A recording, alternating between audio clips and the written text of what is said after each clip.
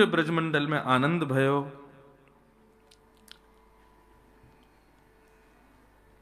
नंद बाबा ने खूब लुटायो। ढाणी को आयो, ढाणी के को नंद बाबा ने खूब प्रदान कियो।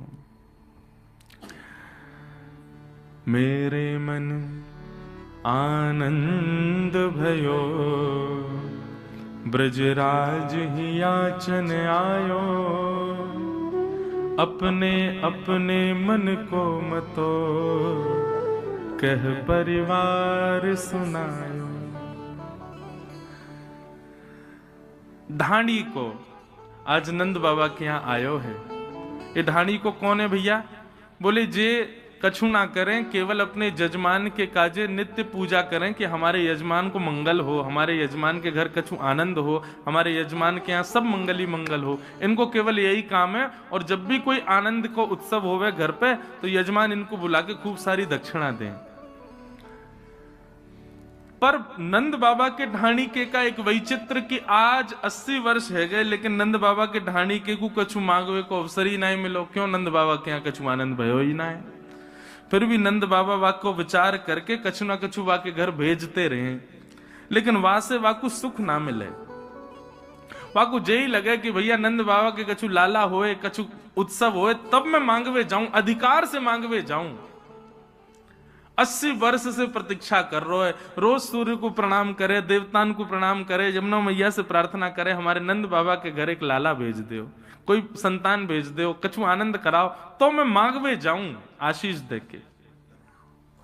आज ढाणी के को जैसे पता चली नंद बाबा के घर लाला भयो है, ओहो महाराज, पहले तो मूर्छित है गयो, सुन करके इतना आनंद भयो कि मूर्छा में चलो गो। लेकिन बाद में होश में आयो तो दौड़ो दौड़ो नंद भवन पे आयो है। नंद बाबा ने जैसे ही ढाणी के को देखो, आप सबन को समझ आ रही है ना ब्रज भाषा? कोई दिक्कत तो ना है ना? तो जैसे ही ढाणी के को आयो, नंद बाबा ने भी दौड़ करके बाकू हृदय से लगायो। नंद बाबा बोले, अरे ढाणी के, मेरे अकेले की तपस्या ना 80 वर्ष की तेरी तपस्या है भैया, तू प्रतीक्षा कर रो। आज तेरे मन की है गई है, अब तू बता, आज चूकियो मत, आज चूकियो मत। 80 वर्ष की पूरी कसर निकाल ले, सब मांग ले, जो तेरे मन में हो तू मांग ले आज मोते। ये बात आप लिख लीजिए बंधुओं कि ठाकुर जी पधारेंगे तो संग्रह की स्थिति नहीं रहेगी। नंद बाबा का बस नहीं चलना, नहीं तो स्वयं को लुटा दें। नंद बाबा बोले, मांग का चाहिए। अब ये ढाणी के को प्रसंग ब्रज भाषा में इतना प्यारो प्रसंग है, पूज्य पिताजी बहुत भाव से गाते हैं। मेरे मन आनंद भयो, ब्रजराज ही याचन आयो। अपने अपने मन को मतो, कह परिवार सुनायो।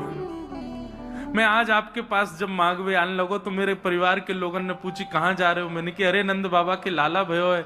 मेरी अम्मा नाचन लगी, मेरे बालक नाचन लगे, मेरी घरवारी नाचन लगी, सब पूरे घर में सब नृत्य करने लगे। बोले भैया आज हमारे यजमान के घर लाला भयो है। सबन ने अपनी अपने भाव रखे, कछु कछु मांगो है, मैं आपकी आज्ञा हो तो बताऊं। नंद बाबा बोले, हाँ बता, कहा चाहिए? बोले, तेरे तात कहो समुझाए राय सो, जाए आशीषा दीजे। मेरे बड़े भैया ने कहिए कि भैया नंद बाबा के लाला को मेरी तरफ से आशीर्वाद दियो और बधाई में मेरे काजे कहा लाएगो? बोले, कहा लाऊं? बोले, 200 भैंस दूध मन मन की, मेरे काजे लीजो। 200 भैंस लेके आइए। और कैसी भैंस? बोले, एक भैंस के नीचे 1 मन दूध हो, मतलब एक भैंस 1 मन दूध देती हो। नंद बाबा बोले, हे ढाणी के, तेरी उम्र कितनी है गई? बोले, 100 के आसपास। और तेरे भैया की? वो भैया उचल लो होगो 150 के आसपास। अब भैया द्वापर में तो बड़ी उम्र होती सबकी। बोले, 150 की उम्र में 200 भैंसन को दूध पी के कहां जाएगा भैया? और 1 मन दूध एक गई, एक भैंस थे, 200 मन दूध रोज होगा तेरे घर में, कहा करेगो भैया या को? बोले, व्यापार आदि करेंगे। बोले, देख भैया, हम लोग सात्विक लोग हैं, भैंस वैंस ना पाले, हमारे घर पे भैंस तो है ना है, और दूर दूर तक ब्रजमंडल में कोई भैंस है ही ना है। ठीक है, तेरे भैया की ज्यादा ही इच्छा है तो कहीं से मंगवा के वाकू भिजवा देंगे। ठीक है, 200 भैंस देंगे। और बता, क्या चाहिए तो?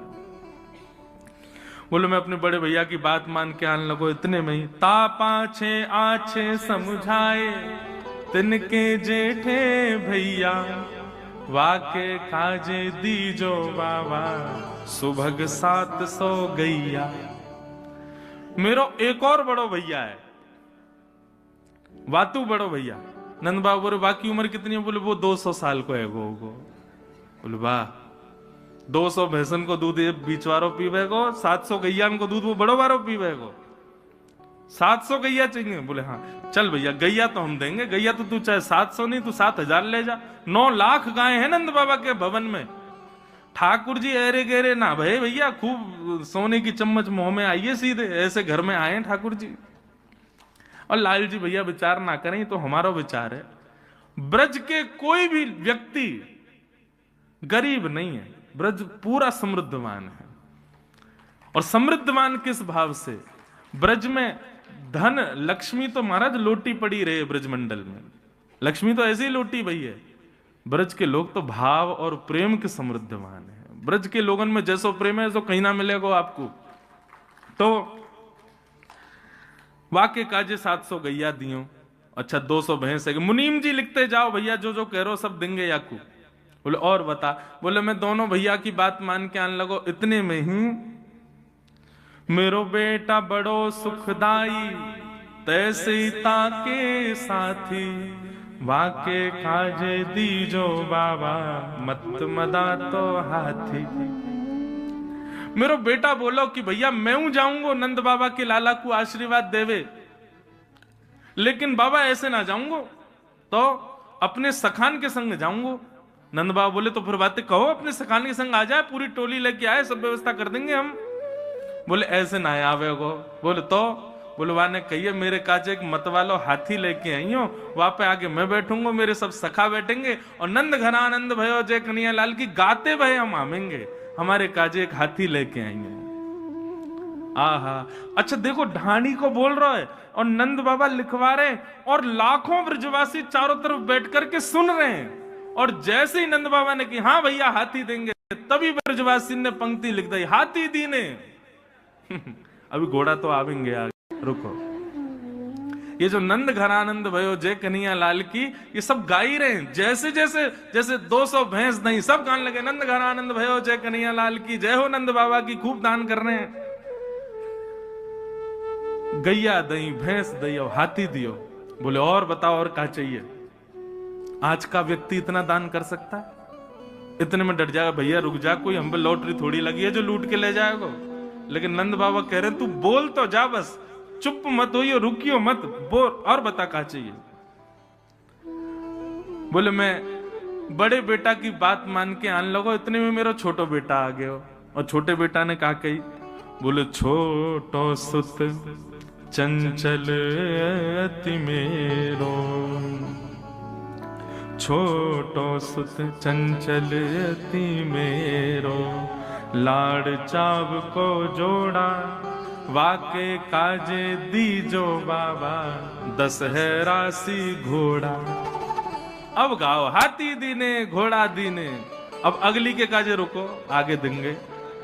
हाथी दिए, घोड़ा दिए, गैया दई, भैंस दई, 10 है राशि घोड़ा, मत वाले आनंद वाले और बढ़िया दौड़वे वाले घोड़ा, 10 घोड़ा दियो। नंद बाबा बोले देंगे भैया, हाथी देंगे, घोड़ा देंगे, सब देंगे, और बता और क्या चाहिए? बोले मैं छोटे बेटा की बात मान के आने लगो, इतने में बड़े बेटा को भी ब्याह भयो मेरे को।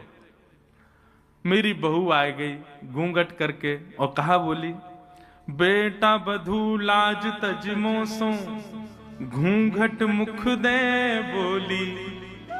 मेरे बेटा की बहू आई और आकर के मुंह से बोली, ससुर जी, पिताजी, मेरे पिताजी ने आपके लाला से मेरो ब्याह हमारे कियो, क्योंकि आप नंद बाबा के ढाणी के हो। सबन ने यही कही मुंह से आके, अरे भैया नंद बाबा यजमान है या के घर में ब्याह कर ले, खूब आनंद में रहेगी, खूब सुख समृद्धि रहेगी, नंद बाबा खूब दान करेंगे। लेकिन आज इतने वर्ष मेरे ब्याह को हो गए, आज तक कोई दान मुंह को दिखो ना है। आज नंद बाबा के लाला भयो है, पिताजी मेरे काजे कहा लाओगे? बोले बता बेटी तो को कहा चाहिए? बोले मेरी तरफ से लाला को खूब स्नेह करियो और नंद बाबा से जाके कहियो मैं उनकी भी बहू हूं, या हमारे नख सिकसों गहनों सब ले हो, तीहर से ती चोली, पैर के अंगूठा से लेके सिर तक जितने गहने हूं मैं एक स्त्री के, वो सब गहने बनवा करके मेरे काजे लाई हूं। नंद बाबा के नेत्र सजल हो गए। अरे ढाणी के, तेरी बहू तो हमारी बहू है। मुनीम जी सुनार को बोलो जावे और जाके बहू को पूरा नाप लेके आवे और जैसो वाकू प्रिय हो वैसे वाके काजे गहने भिजवाओ। ब्रजवासियों के नेत्रों में अश्रु आ रहे हैं कि आज नंद बाबा कितने प्रसन्न हैं। अच्छा, कई बार क्या होता है बंधुओं कि कई घरों में पुरुष ज्यादा उदार मना होते हैं तो पत्नी हाथ बस अब ठीक है इतना ही करो, अब कहां इतना लुटा रहे हो। लेकिन यहां पर यशोदा जी ऐसी नहीं है। अभी सुनना आगे क्या हुआ। बहू की बात मान करके मैं जैसे ही आगे आने लगो इतने में कहा भयो, बोले मैं बेटान की बात, बहू की बात, भैयान की बात मान के आने लगो इतने में एक इकलौती बेटी है मेरी, बेटी एक लाडली मेरी, चलत आए भाई ठाड़ी और कहा बोली पिताजी मैं हूं चलूंगी आपके संग। मैंने की चल लाली तू भी चल। बोले ना ऐसे नहीं जाऊंगी तो। बोले सहित कहार पालकी ले हूं, सोजो भरियो गाड़ी। नंद बाबा ते जाके बोलो सुंदर सी सोने की पालकी बनवावेंगे, 4 कहार उठावे वारे वाके सहित पालकियां भेजेंगे, तब मैं सज धज के पालकी में बैठ के तब जाऊंगी लाला से मिलने। और वो पालकी सदा मेरे पास ही रहेगी, 4 कहार भी यहीं रहेंगे। ऐसा दान मांग के आएंगे। नंद बाबा बोले देंगे भैया, पालकी तुरंत निकलवाओ। एक सुंदर पालकी तैयार करी, 4 कहार तैयार, वो जाओ ढाणी के घर और या की लाली को बढ़िया लेके आओ, सब प्रेम से हमारे लाला को आशीष देवे आवेगी। तब ब्रजवासियों ने कहा पालकी दीनी, हाथी दीने, घोड़ा दीने और दीनी पालकी, पालकी प्रदान करी। अच्छा लाला और बता, और कोई रह तो ना गया तेरे घर में? बोले हाँ एक रह गया। बोले कौन? मेरी अम्मा, मेरी मैया। नंद बाबा बोले अभी अभी बैठी है तेरी मैया? तू 100 वर्ष को, तेरो भैया 150, बड़ो भैया 200 वर्ष को, मैया कितने साल की होगी? बोले मैया तो अभी 400 वर्ष की है गई होगी। वाह, बिना दांत वाली मेरी मैया आई और आकर के मुंह से कहा बोली माता कहो दही धर आगे, सुन बेटा मेरी सीख। मेरी मैया ने मेरे आगे दही को एक मटका धर दिया और मोते बोली मेरी बात सुन के जा। 80 बरस बाद आज नंद बाबा के यहाँ लाला भयो है, ऐसो दान मांगियो नंद सो, हम बहुरे न मांगे भीख। ऐसो मांग के आइयो, ऐसो मांग के आइयो कि जीवन में फिर कभी हमको मांगनो ना पड़े, नंद बाबा से कभी कछु कहनी ना पड़े। ऐसो दान मांग के आइयो। नंद बाबा बोले अरे भैया तेरी मैया की बात हम निश्चित मानेंगे, सब चीज दुगनी दुगनी करके देंगे। 200 नहीं 400 भैंस देंगे, 700 नहीं 1400 गैया देंगे, 1 नहीं 2 पालकी देंगे, 1 नहीं 2 हाथी देंगे, 10 नहीं 20 घोड़ा देंगे, सब चीज दुगनी दुगनी देंगे तो को। और कोई रह तो ना गयो? इतने में ढाणी को बोला हाँ हाँ सबन की बात है गई। इतने में यशोदा मैया बोली पीछे से नहीं अभी एक रह गई है। तेरे बेटान की बात सुन लई, तेरे भैयान की बात सुन लई, तेरी लाली की बात सुन लई, बहू की बात सुन लई, मैया की बात सुन लई, तेरी घरवारी माने कछु ना मांगो। घरवारी को नाम सुनते ढाणी के नेत्र सजल हो गए। यशोदा मैया बोली एक सामग्री नहीं मिलेगी, पहले जे बता कि ढाणन ने कहा मांगो है, वानु तो कछु मांगो होगो। और ढाणिन की बात कहते हुए हृदय भर आया ढाणी का। उसने क्या मांगा? तब बोली मेरी घरवारी, नीके नीके जइयो। मैं सबन की बात मान करके जब अपने घर से बाहर निकल गए हो ना, तब मेरी घरवारी आई और आकर के मेरा हाथ पकड़ो और मुझसे कहा बोली मैं 1 घंटा से देख रही हूं, कोई 200 भैंस, 700 गैया, 2 हाथी, पालकी और सिर से पैर तक पूरे गहने, और जन कहा मांग रहे हैं। अरे नंद बाबा के लाला भयो है, कोई कुबेर को खजानो ना भयो जो इतनो मांग के आओगे उनसे। मेरी बात मानियो, नंद बाबा यदि थोड़ो दें बहुत कर मानो, पर लाज राख घर आइयो।